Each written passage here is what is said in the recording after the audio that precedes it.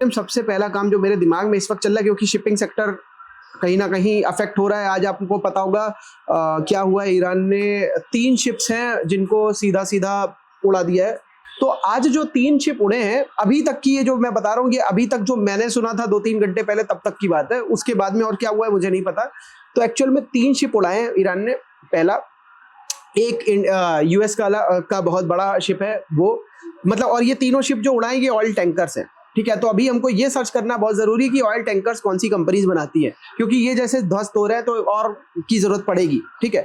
और पहली चीज। दूसरी चीज, उसने क्या किया है, कोई वीडियो रिलीज किया है जिसमें जैसे कामिकाजी ड्रोन है ईरान का, वैसा जो है ड्रोन टाइप का शिप है, छोटा सा, मतलब शिप कह लो या नाव कह लो या बोट कह लो, वो है। और उसमें काफी ज्यादा बड़ी मात्रा में बारूद या कह लो एक्सप्लोजिव है। तो वो सीधे जाकर के बड़ी बड़ी जो ऑयल टैंकर वाली शिपें हैं उनमें जाकर के घुसा जा रहा है या वहीं पे जाके एक्सप्लोड करा जा रहा है। और इसमें पूरा चांस है कि जो क्रू मेंबर्स हैं वो सारे मर रहे हैं।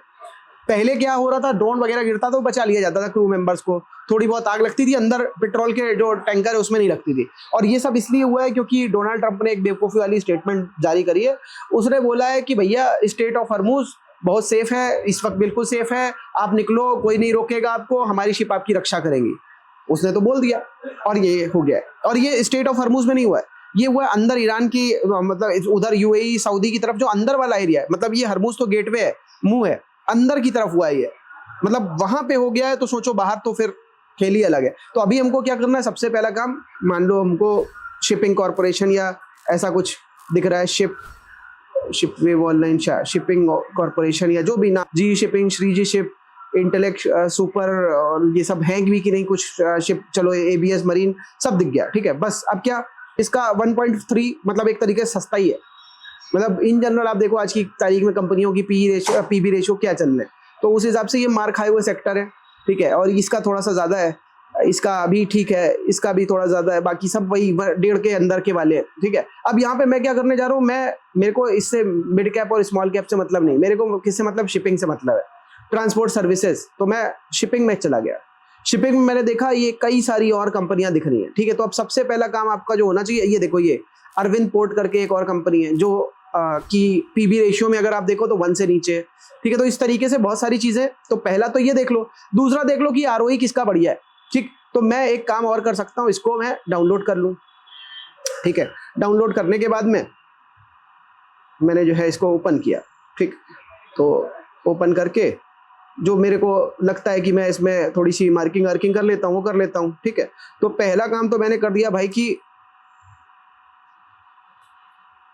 इसमें पूरा पार्ट जो है, ये जो है इसको मैं कॉमा सेपरेटेड कर देता हूँ, ठीक। अब देखो, अब आपका जो एक खेल है।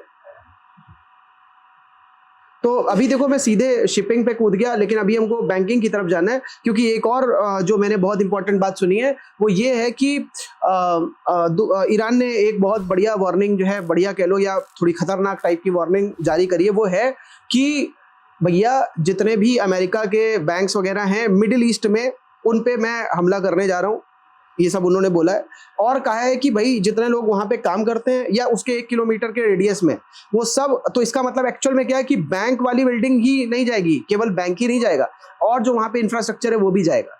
तो हम रात भर में, आपके पास टाइम है, अपने अपने घर ढूंढ लो, दूसरे जगह ढूंढ लो। और ये जो क्वांटिटी है, पॉपुलेशन है जो इन एरियाज में आसपास रहती है, वो करीब करीब बताई जा रही है 15 से 20 लाख या 25 लाख तक हो सकती है।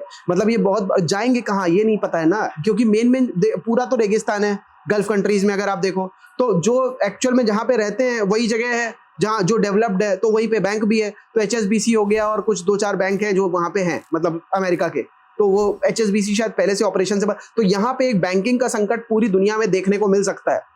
तो भाई पैसा ट्रांसफर हो रहा है, मान लो किसी को आरटीजीएस कराना है, किसी को पैसा ट्रांसफर करना है, वहां पे वो बैंक खुले नहीं है, ये कह लो बैंक की बिल्डिंग ही अब स्वाहा हो चुकी है। तो वहां पे बड़ा सारा पैसा ट्रांजिशन में, जो यहाँ पे पैसा भेजते थे बहुत सारे लोग जो यहाँ के वहां पे जॉब करते थे, उन सबको भी संकट है, और वो पैसा भी नहीं भेज पाएंगे, ये भी एक बहुत बड़ी प्रॉब्लम है। तीसरी एक और प्रॉब्लम, वो सारे के सारे लोग वहां पे लटकने वाले हैं। पूछा रीजन क्या है कि भाई अगर बैंकिंग सर्विसेज ही वहां पे बंद हो जाएंगी तो किस पैसे से अपनी फ्लाइट बुक करेंगे, किस पैसे से को खर्च करके वो खाना खाएंगे, और घर तो वो वैसे ही छोड़ करके भाग रहे हैं वहां से। तो अब यहाँ पे ये बड़ा क्वेश्चन मार्क है भैया, उनकी जान का क्या होने वाला है।